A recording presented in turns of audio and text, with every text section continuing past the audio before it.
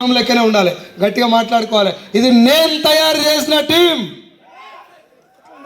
నాకు మా అప్లైన్ వేసిండు, ఆయన 2 వేసిండు, ఇంకోసారి 3 వేసిండు. మరి నువ్వేం వేసినావు? 90 వేసి ఇట్లా పోయినావు. ఎందుకు ఈ జీవితం? ఎందుకు ఈ జీవితం?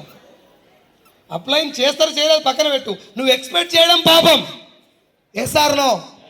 తల్లిదండ్రులు జన్మనిచ్చినట్టు అప్లైన్ నీకు జన్మనిచ్చినట్టే. ఇలా మా సీన్ సార్ ఇప్పుడు కనబడితే 2 కాళ్ళకి దండం పెట్టి కాళ్ళు పాలతోటి గడిగి నెత్తిలో పోసుకున్నా తక్కువే. అంత పుణ్యం చేసిండు నాకు వాడు. ఐడియలేసి కాదు, ఈ అవకాశం ఇచ్చి. ఎక్కడో కనుమరుగైపోవాల్సిన జీవితం నాది.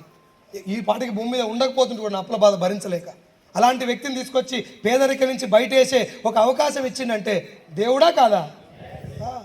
నీ బలగం, బంధుగణం, చుట్టాలు, పక్కాలు, దోస్తులు, స్నేహితులు, నీ భార్య, నువ్వు కన్న పిల్లలు, నిన్ను కన్న తల్లిదండ్రులు, ఈ భూమి మీద ఎవరు నిన్ను సపోర్ట్ చేయకపోయినా నిన్ను సపోర్ట్ చేసి నిన్ను నిలబెట్టి నీ గెలుపు కోసం అహర్నిశలు ఆలోచించి నిన్ను గెలుపు వైపు నడిపించే ఒకే ఒక్క శాల్తీ ఈ భూమి మీద నీ అప్లై.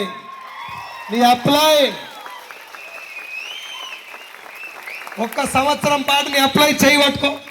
ఒక్క సంవత్సరం పాటు నీ అప్లై చేయి పట్టుకో. నువ్వు చచ్చిపోయిందాక కాదు, నీ 3 తరాల దాకా ఎవరిని కాలు పట్టుకోవాల్సిన అవసరం లేదు. అంత పవర్ ఉన్న బిజినెస్ ఇది. దాంట్లో కూర్చొని రోజుకో కారణం చెప్తే ఎట్లా చెప్పు?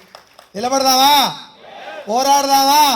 మళ్ళీ చెప్తున్నా, తెలంగాణ బ్లడ్లోనే పోరాటం ఉంది, తెలంగాణ రక్తంలోనే పోరాటం ఉంది. ఇయ్యాలి కాదు, తెలంగాణలో నువ్వు ఏ పేజ్ అన్న చదువు.